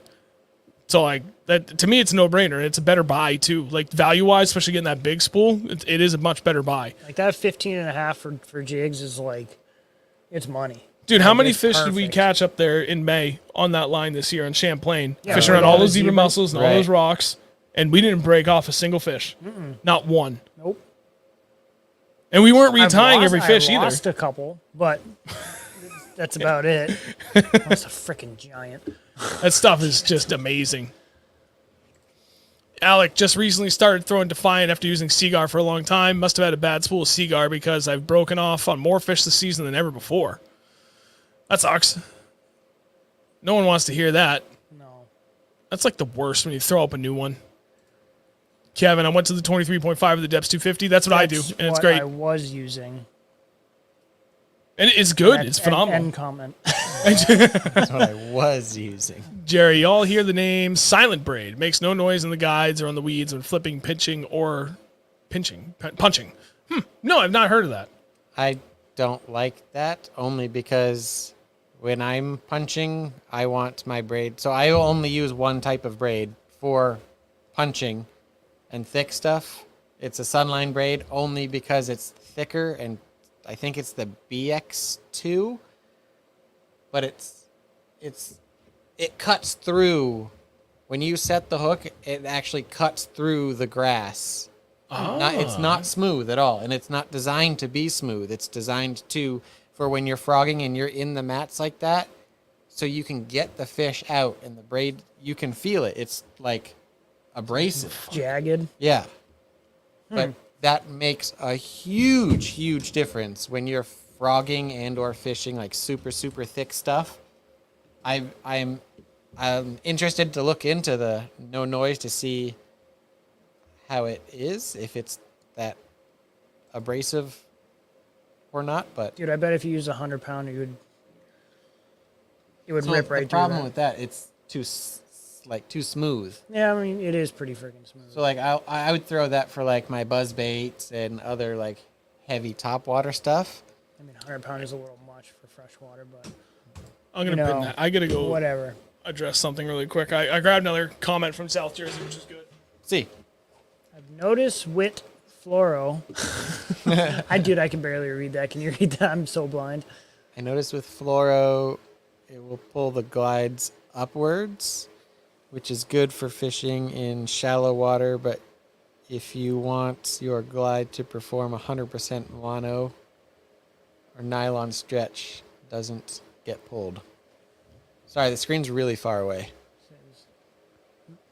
Fluoro will pull glides upward, which is good for fishing. Oh, okay, I see. Okay, yes. I'll read it better now. I got water in my eyes. If I try to cry, I can see better. All the lights too, like over here. I know, like you don't realize that there's two giant lights facing at us, so it's hard to read. I've noticed with fluoro, it will pull the glides upward, which is good for fishing in shallower water, but if you want your glide to perform 100%, mono and nylon allows for stretch so the glide doesn't get pulled.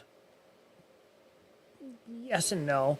I mean, it all depends on how you're fishing it, but I mean, I do agree. That's for sure. With the fluoro, absolutely. Your turn to pick a question or a comment or anything you want to pick. Just pick Yo JP. We'll all say Yo. Who? No, I'm just kidding. It's about out of leader line. What'd Ryan say? Question for the hardcore Defiant users. Has anyone used the heavy cover for leader instead of shock leader? Benefits or disadvantages? I have used the heavy cover as leader and for stray fluoro. I mean, that stuff is... The heavy cover line, like the 15.5, is purely what I use for my jigs now. I used to use Seagar Brazex 15-pound. Not anymore.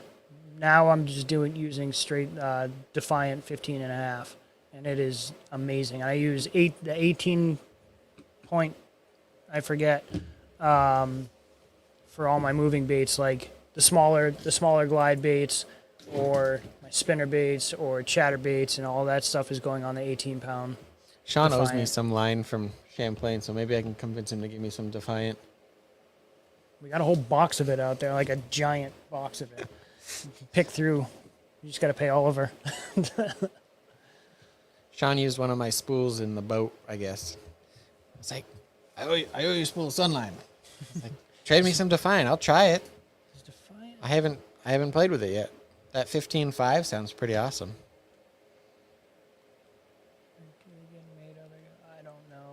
I don't know the answer to that. South Jersey, I do not know the answer to that, to be completely honest with you. I know it's Japanese.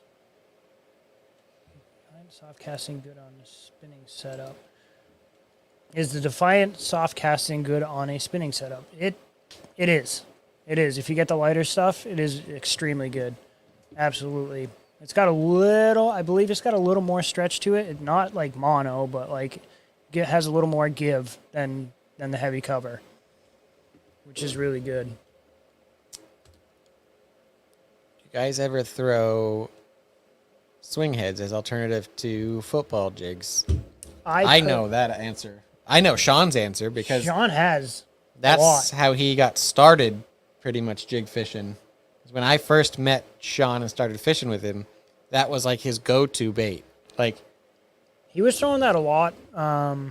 I don't think The I last ever few saw years, him like in when the winter, he's been throwing them. When I went out with him and when I first started fishing with him, he had one tied on, a swing head with like the what's that? The Rage The Craw? spider grub. Oh yeah, yeah. I mean, they work really well. I mean, it's like, I mean, that setup is like a spider jig, but it's on the swing head. It's just a little more action. Adds It action. depends to it. on.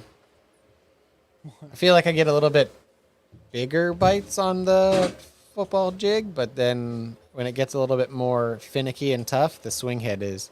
But that's his deal right there. Dude, I'm so glad I came back at this point. So I literally was like, I can answer this for him because when we first met, you had one tied on religiously. dude, it was for a long time my go-to. I had to step away for a second. I couldn't get into Venmo, and I thought my shit got compromised. Uh-oh. But Venmo's down, so it wasn't just me. Nice. Because I was thinking I was gonna remind people, hey, if you want to get into the waffles, $5 an entry, unlimited number of entries, and we'll pick 3 winners. Wieners. Wieners. And that's why I stepped away because I was panicking. I was like, I really hope it's just like bad Wi-Fi down here or something. I can't get in, but no, Venmo is just down. So Sorry, Jeff's There's girlfriend that. made dinner and she's texting me. Do you want me to keep it out or put it away? I'm like, I don't know. You decide. I'm gonna eat it anyway.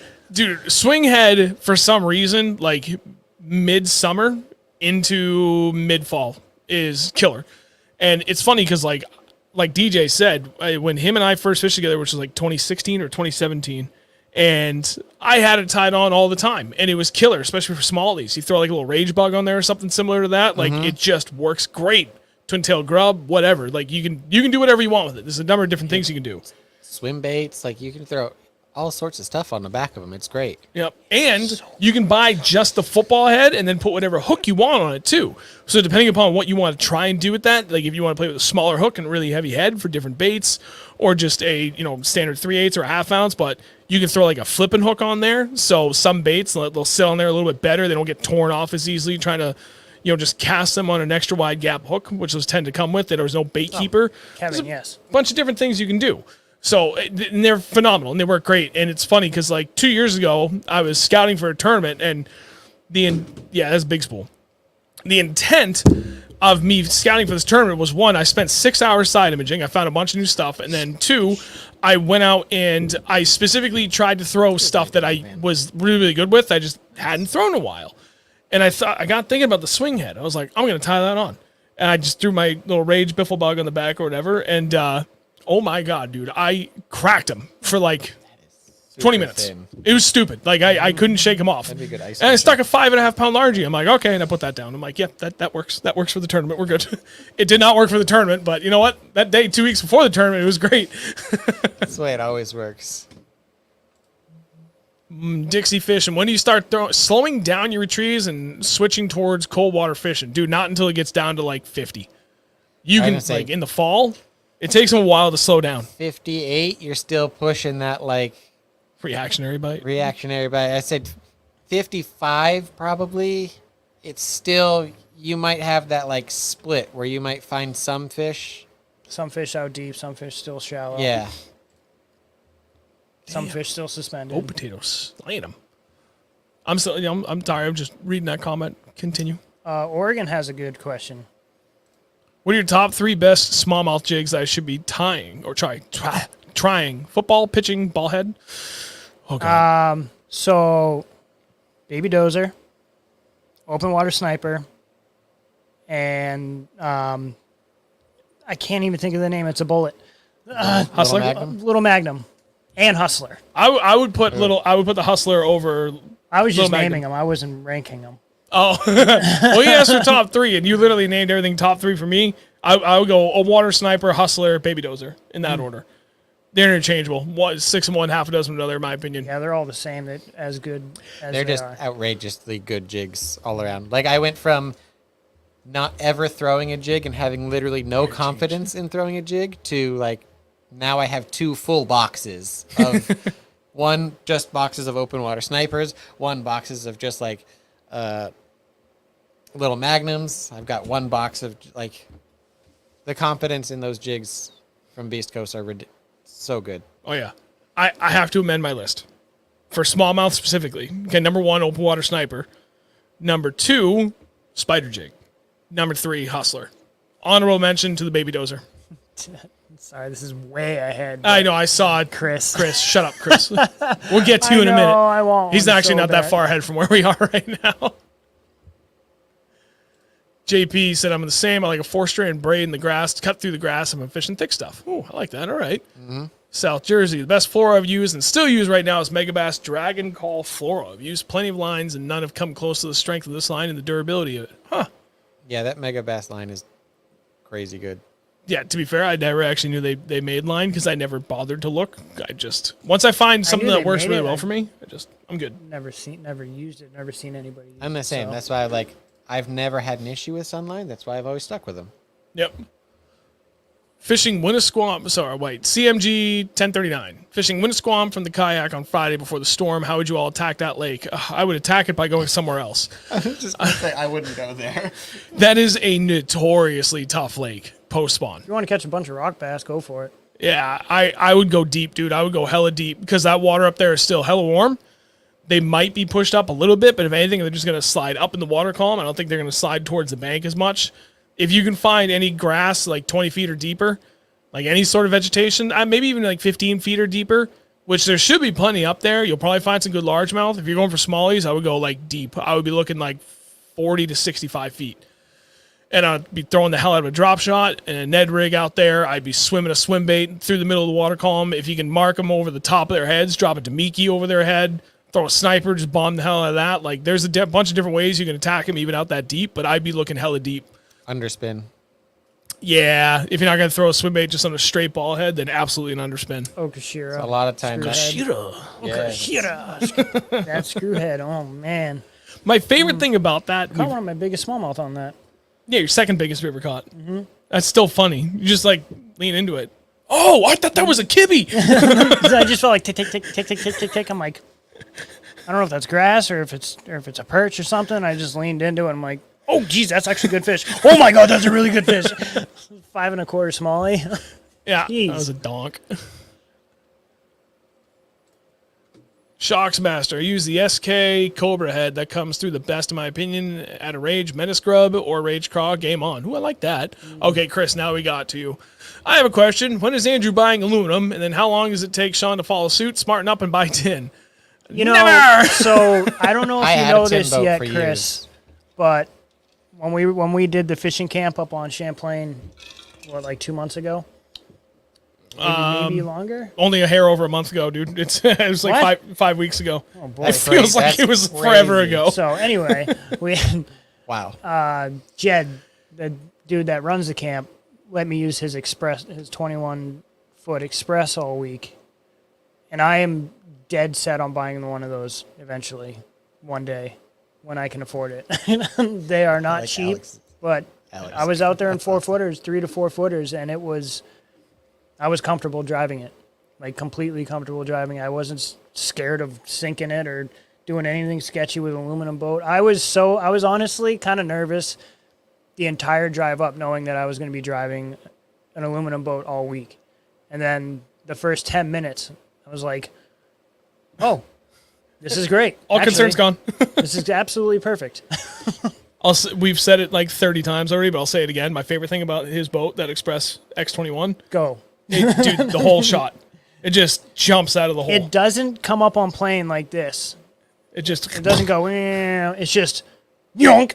It just goes. It's, It's That's what the freaking 24 insane. pitch on the Phoenix. That's what the Phoenix does too. Just straight. I switched straight it to whole the shot. 25 to get more speed, but the 24 is literally just like, and gone. It doesn't even lift. No. Nothing. It was just. That's the way the Phoenix was too. It was like you would just be going, and then all of a sudden you'd just be on. There was no like nose lift, and then No. it was just like You go and then you trim up, and it's just like, oh my god. Jerry on the braid topic again. Silent braid, 65 pound, is 16 carrier flat braid. Silence comes from a many woven strands. Its mono equivalent is 8 pound and diameter is 0.11 inches. Cuts weeds like a razor blade, and I don't make a penny from them. If there's anybody that's going to say anything about braid that we're going to listen to, it's going to be Jerry. Because that guy's lived in Florida for 30 years, and that's what he's made his money on. nice. Working braid. If he says he's good for it, I believe the man. He's picking it out of veggies. See, even Kevin backed us up. 65 deep. Get her down there. Get out deep. Go for it. Chris is getting finance info in an X19 Pro. Oh, You're going to go up a foot. 2 feet. Go up at least a foot. 2 feet. Go up at least a foot. 2 feet. Go 2 feet or you're a bitch. See, the problem with getting the It's past 19 9. is It's almost 9:30. It's fine. as soon as you get it, you're gonna be like, man, I wish I got a bigger boat. Hey, Chris, by the way, mono forever. And the statement you said before, 10 minutes to change your mind. You should try fluoro for 10 minutes. That's, man, what did you just say a second ago? About I don't know. You literally just said something, and I wanted to respond to that. There was getting like, a bigger boat. yes, and you said get the bigger boat, or you're gonna regret it right off the bat. Yeah, I like- don't regret getting my Skeeter. It was a deal too good to pass up on, even though it was a 19 footer, and I was dead set on a 20 footer bigger. And that boat has done everything I've asked out of it until I started tournament fishing on bigger water, and that's where I met my limit. And trying to guide with people and trying to put 3 full-grown adults in it, that's where it's met its limit. Right. 3 to 4. If you're, We've had a couple oh yeah, you're right. double-ups. And if you're not looking to fish tournaments on Winnipesaukee or Champlain all the time, and you're not guiding where you need to have at least 3 full-grown adults in the boat, as long as you're sticking to 2 or like 2 adults and a kid, 19.5 foot with a 200 horse will do everything you ask of it. Yes. It's until you get into that bigger water and you're trying to put more bodies in it that's where you have finally found the limit of that boat. And granted, now even on bigger bodies of water, tournament fishing, Andrew and I, like you can still do Champlain, you can still do Winnie, but you now become limited on time in your decisions because you're definitely going a lot slower than anybody else can in a 20 or a 21 footer. It's not about the horsepower at that point. That extra foot makes all the difference in the world when you're dealing, with 2 to 3 foot chop. It's insane. Yeah, aluminum's cool. They are. That's all I can say. Yeah, Just Alex. had that thing for a week. I love it. Alec wants an Express too. Yeah, but it won't dude. fit in the garage. Well, Let's sounds like do you need to build a let's be garage too. Express Brothers. I know somebody selling an orange Vexus. I saw that. It's really nice. It is very nice. Poles and everything. I know. 34? Oh, there you go, 32, Chris. 34, something Yeah, like that? 32-ish. 19 with a 175, only 10 pounds lighter than the 115. Can still tow with a single axle. That thing will freaking haul ass. Get the dual axle. Oh my God, towing with dual axle Slap a is 250 so on much it and send nicer. it. Yeah, I like that better too. Yeah, the 21 19 had a with 250 on it. That thing ripped. That was fun. I know it's more money and more maintenance and everything to have a dual axle trailer, but oh my God, after like being in a single axle trailer boat for like 11 years and then going to a dual axle, I was like, oh my God, I'll never go back. It changes everything. It's so if much I nicer. go out and finance a boat right now, I won't have my own place in so long.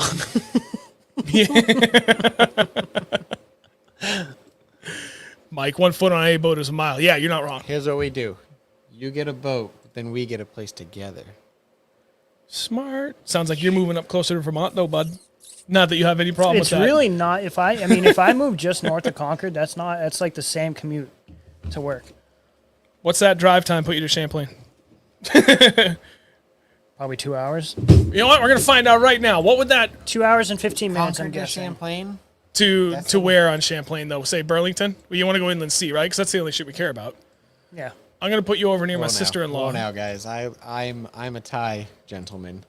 I'm going to say Actually, I'm going to change that to 2 hours and From Concord, it's probably 2.5 hours. You know what? Let's go to Apple Marine because that's just such a great ramp, right? Yeah. We all love that area. It's a good access point. 2.5 hours, baby. That ain't nothing. Bam, nailed it. That's a. Well, yeah, because you're literally right where 89 starts, so you just blast right up. Literally a day trip. You're literally running the entirety of like from the very beginning, essentially, to the end. Straight highway. Yeah. From the moment I left my house, I started doing 80, and I didn't stop till I got there. And then I got back on my boat, and I was doing 80. And there was a ferry. So I took the ferry and drove another 20 minutes north.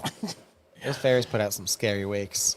Yeah, tell me about it, because when I came around the corner to go back to the weigh-in, the two of them were right in front of me. I'm like, come on! I'm just trying to make it back on time. And then my motor was like, you know what? I'm out. The other day, I didn't even realize the ferry was moving until I looked up and I was like, "Oh, I'm nauseous." It was just like that weird feeling. I don't get seasick. a couple of weeks back, Alex and I went up and just fished up there again for fun. And we were all the way up at North Hero. Decided to run from North Hero all the way back down to Mallett's Bay. So we made that run, That's like kind of literally like from the very, very top of North Hero to like where we were essentially in Missisquoi. Yep. Like way up north. That's a hell of a run. All the way back down to Mallett's. and It was beautiful. It was glass calm. The wind just died down, and it was like. It's like a 30-minute run. It was like 30 minutes in my boat, yeah. Yeah. And then we were just ripping down glass calm, and then all of a sudden we're just like in the air. We're like, why are we in the air? Oh, right. The ferries are there. Yeah. Like they put up such a big wake, roller. Like they're roller wakes. You don't even see them until you're in the air. Yep. I'm surprised we didn't hit one of those when we were doing 73 in pitch black. It's the other side of the lake. Dude, we hit one on the way out. Yeah, it's fine. Have you guys ever tried using the swim jig with an underspin blade on it, made one and it's fired? Yes, actually, Mega Bass makes a version of that, and I can't remember what it's called, but I bought several of them last year. I like it. The one, like that Mega Bass one, is a bigger profile, but I specifically went for the bigger, heavier ones because I have a very particular body of water and very specific conditions that I'm holding these out for. Like, I literally bought all these for like a 3-week window for one body of water. But the potential for what it can do is well worth the investment. So we shall see. We'll let you know on October 7th and the 8th. You guys want to get this waffle going? Dude, I can't draw them right now. Oh, we can't? No, because I can't. Did I miss something? Because Venmo's down, I can't access all the names to see who sent payment and how much they paid. So I have to do can't. it next week. Unless it's up again. Well, you know what I can do? Because pretty much everybody anybody that pays through PayPal, like their email is attached to it. So I can email somebody like, hey, you won. And Venmo, anytime it's a transaction, you can leave a comment too. So I can just respond to a comment saying, hey, you won. So I can, after I draw them, I can let people know. But with Venmo down, I can't do anything with this. All right. But what I can do is tomorrow, I'll pick the names, and then whoever wins, I'll either email or comment on your Venmo thing. So keep an eye out for that. I'll do it tomorrow. We'll pack everything up tomorrow. It'll all go out in the mail on Friday.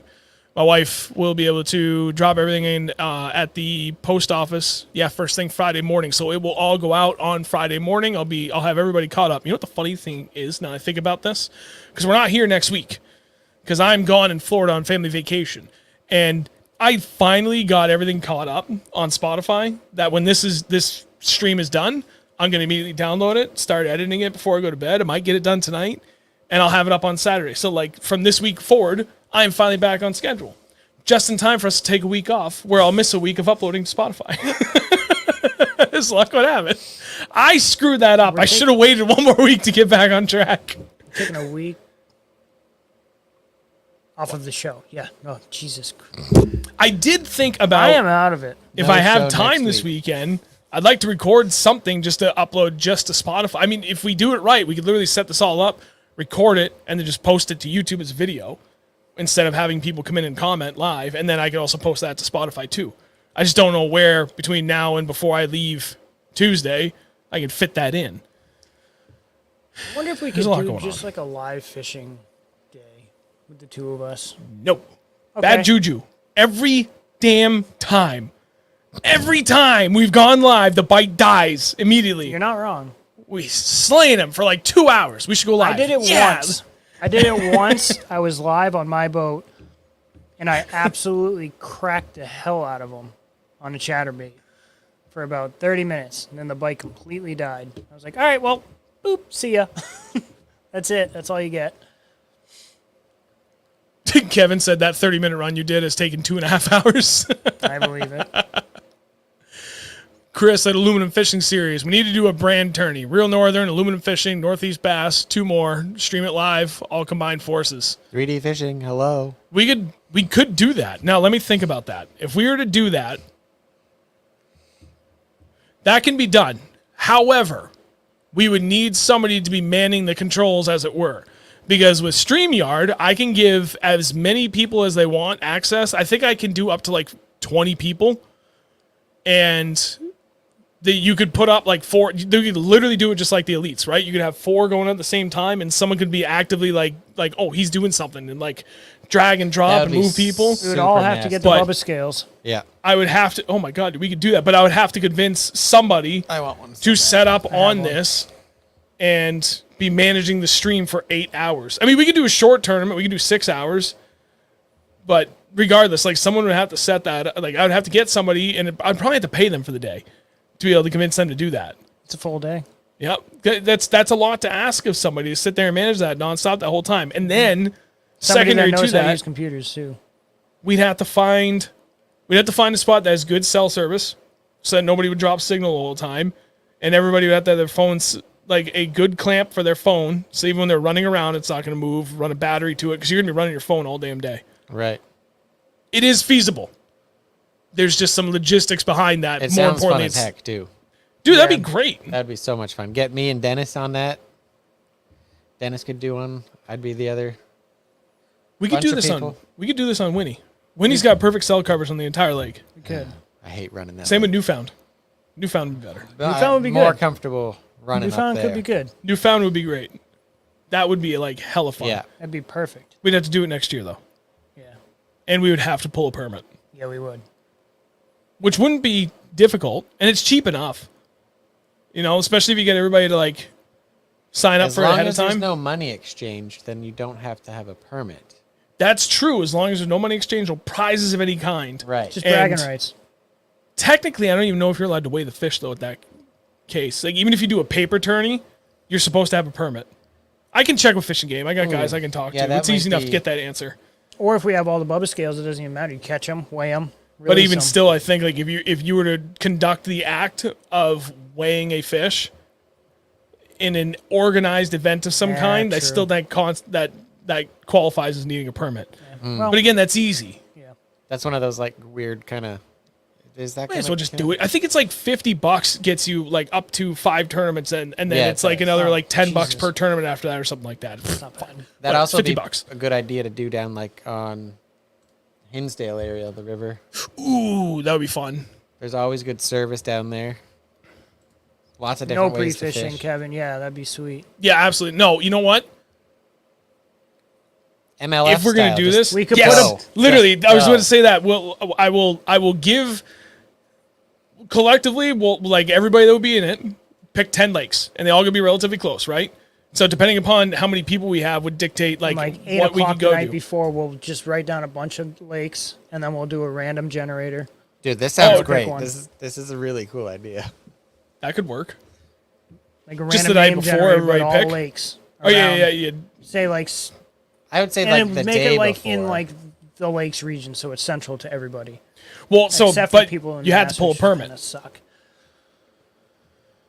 But I know how we could do this, so that nobody could know. So if I get my buddy Chris to manage this, because he's been interested in helping out with the stream and being like doing like he's he's the one literally that does all the thumbnails. Yep. So you'd be sitting in the background and just like helping manage the stream and sitting here pulling like comments and stuff and like facilitating like, hey, you've been on this a little too long. Like this guy has a really good question that's way further down, but it's relevant to like what you're doing, like managing it from that perspective. If I think he would be interested in doing that, managing the stream or the tournament stream. So what you would do, That lake is actually not a bad idea. everybody all together. Yeah, Squam could be good too. So everybody that would be in the tournament all together. Okay, let's pick 5 different lakes to choose from, right? And we got to do this months in advance. And we all come up with a list of 5. Then I'd hand it to Chris. Like, you got to go to Fishing Game. Here's your $50. I don't care what you name the club. You can't tell any of us because that once they list all the tournaments, it's all public information. He's going to create a fake name, and he's going to pick one of those 5 bodies of water, and he's going to pick a date. Like, it has to be on that date, and we will just know definitively on that date. We'll know the date, but we won't know where. Yeah, because we're going to have to know a date, and it's going to have to be. We're going to have to pick like 10 different lakes. I think that's the safest way to do it, so nobody can guess. 10 different lakes. Pick a new club. No, someone would still be able to figure out. That's a good. I don't know. That's a good lineup. You could figure it out. It can be done so it's like a complete, like nobody knows until the night before, but on paper, everything's legal. You might even be able to pull a permit like 2 days before. You are right. Chris is the tourney logistics guy. Chris, you want to run that for us? No, you're going to fish in it. I can pull the permit. That would be cool. Newfound would be fun. Spofford. We should do 2 different ones. We should do a place like Newfound where it's smallmouth only. Spring and fall. Do another one like Connecticut River where, yeah, I know there's smallies, but ain't nobody getting up there for smallies. If you do the Hinsdale section. Unless you have a certain type of boat. Yeah, but we know the only 3 people in this state that have a jet boat. I know. And I don't think any 3 of them are going to be interested in doing this. I want to do another swim bait only tournament.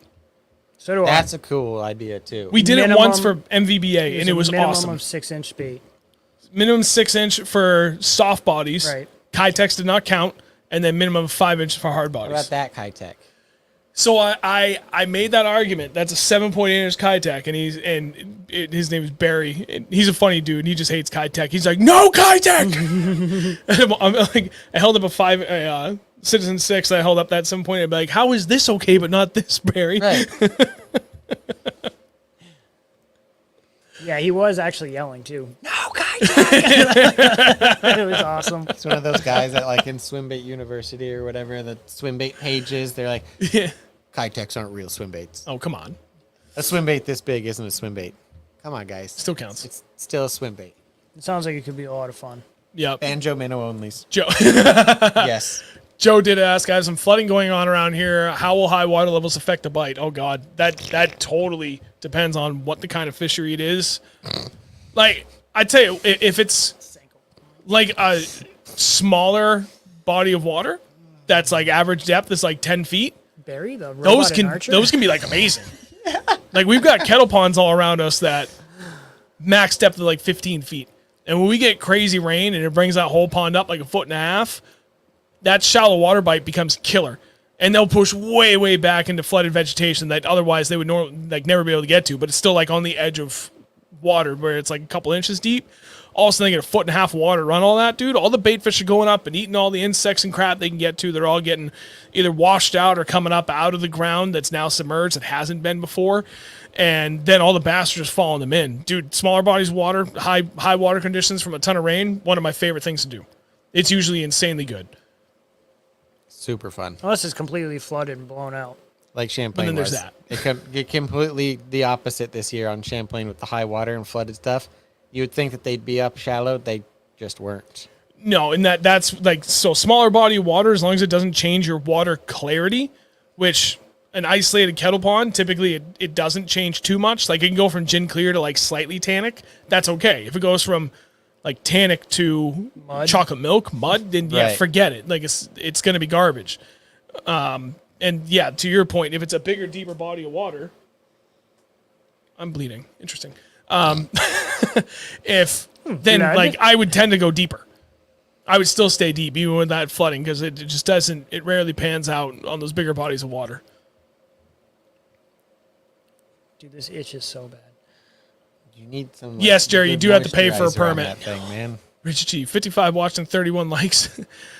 People show these young bassmen some support by setting the hook on the like button. I like that. Thanks, Rich. Hey. I tell you what, though, before anybody goes, if you haven't done so yet, please do drop a like on this. The other thing, too, for anybody who's watching this after the fact, leaving comments on the stream, like, after, is also hugely helpful. Like, likes and comments. Like, there's a reason why everybody asks for that in every single video. Like, comment, subscribe. It's because those are the 3 biggest factors in driving the algorithm in the benefit of the channel for continued growth. So it's not just a habit of people asking. And it may sound obnoxious, but like there's a reason why we ask. Because that, again, those are the biggest factors behind the algorithm. Then the other half of it's on my end where, like especially on YouTube, if you really want to maximize it, you got to hit everything. Regular uploads, you got to hit the lives, you got to do shorts, you have to hit your community page. Like they want you hitting all of it. And if you check off every single one of those boxes, the algorithm becomes your friend a little bit harder. It's kind of weird. You got to play their game. It's like politics, man. Comments definitely do help. Freedom Fishing. Seen 3 5-pounders on the Senko this year. They love them. Dude, this past Sunday was the first time I've fun fished a Senko in a long time. Because I knew, like, the last 3 times we went out, we got our teeth kicked in. And I looked at him and was like, I ain't got no shame. I slung that thing for, like, 4 hours. You did. I took a bunch of buddies out this summer and got them out on the boat. That they don't fish very often and started slinging the Senko around. We just absolutely hammered on them. The whole point was just to get them to catch fish. And you caught fish. And we caught a ton of fish, and they just had the absolute blast. And I was throwing a Senko. We went through like 3 packs of Senkos in like 5 hours probably. They were just like, we probably caught 100 fish between 3 of us. It's just dumb, but it was fun. The damn things work, and I just don't like to throw them when I'm fun fishing. I said this a couple weeks ago too. I save them all for tournament fishing, Ned rig and Senko. Unless I'm like in a really bad rut, I don't like to throw them fun fishing. I save those for tournaments. And I said this last week, I'll say it again. If you don't have those things tied on for a tournament, then I think you're a fool because they just are deadly effective and they work more often than not. And that Senko has literally bailed my ass out and cashed us money more times than I can count. Most memorable was the tournament you and I pulled 21.25 pounds on the Connecticut River. I caught a 4.5 and a 5.5 on a weightless Texas rig Senko. That was dumb when I saw that wake come up behind that thing, and I was like, oh, dude. Oh. You set the hook on that thing, and I was like, oh, God, oh. That was just the most, I still can, like, I picture that. That like, swirl it made when it turned around. Oh, my God. It hit the edge of the pads like that, and then I just saw this, like, it wasn't even a blow up. It was just like the fish. No, it was him turning around. Turned around, and you just saw this just like a freaking whale, just like. By how much water that thing moved just from turning, I thought it was going to be like a 6. And it just ended up being a 4.5. Still a great fish. And then I fire that out deeper, and I got that 1 5.5. They buried in the cabbage. Yeah. Rod tips doubled over in the water, and finally all of a sudden it just starts coming up. I was like, here it comes. My favorite thing about that day, too, was I had an abysmal year leading up to that point. Like that was like the worst 2 months of fishing I've had almost ever. And then we show up to that tournament, and I was down in the dumps, and I stuck those 2 big fish. I was like, yeah, I kind of know what I'm doing. And then we walked. Thank you, Mr. Senko. We walked away in with like balls dragging on the ground. We're just like, what? We were leaving trenches as we were walking up. We had people Wearing the drive by Napoleon us that Dynamite recognized suit. us. They were like, how much did you guys have? We were like, we had 20, blah, blah, 20, what was it, 20.25? 21.25. Yeah. And they're like, oh, for 8? And we're like, no, for 5. And they're like, oh. What? Like, yeah. I would never want to fish an 8-fish tournament. I think I it's don't get dumb. why people do it. It's the dumbest thing. It's overstress on the fish. I tell New Hampshire people this all the time. Yep. Like, it's so dumb. That being said, did either of you see the tournament results for Back Bay? Smaller club, much bigger money. I think it's like 300 per tournament, like per boat, something like that. It might be a little higher. Payouts are phenomenal. There's only like 20 boats, I think. But anyway, they fished Lake Ossipee this past Saturday. 8-fish limit. Guess what the winning weight was? 8 fish? Yep. 15 pounds. Probably 32. Double it. Really? Just under 32 pounds. That's pretty goddamn good for New Hampshire. That's like phenomenal. Ospree's a good place, though. Ospey is a good place. But I was impressed. And then second place is like only a pound behind them. Something like that. Maybe 2 pounds. Maybe they're 29 and change. But I thought second place had 30 and change. There's 3 really good bags granted 8 fish, but still like you're averaging almost 4 pounds of fish. You're having for 8 fish, you're having a damn good day. Yep. You're averaging 4 pounds of fish regardless of what your limit is, you're having a damn good day in New Hampshire. But pretty much anywhere actually for that matter. No, I take that back. Doesn't matter where you are in this country, with the exception of some outliers. If you're averaging 4 pounds of fish, you're probably cashing a check. Except for the St. Lawrence, most of the year. That's probably the only goddamn exception. There's 30 bags that are over 20 pounds. That were over 25 pounds. Yeah. whatever. I They're think still they're over 20. 20-pound bags into like 60th place. yeah, Yeah, it's crazy. that's just dumb. All right, tell you what, I didn't realize it's already 9:45. This is phenomenal, and a ton of you guys hung out the whole night. For that, we greatly appreciate Still you. here. I know this is incredible. For anybody that's been sharing the streams on their social media or just like talking to people about it, like thank you for that more than anything.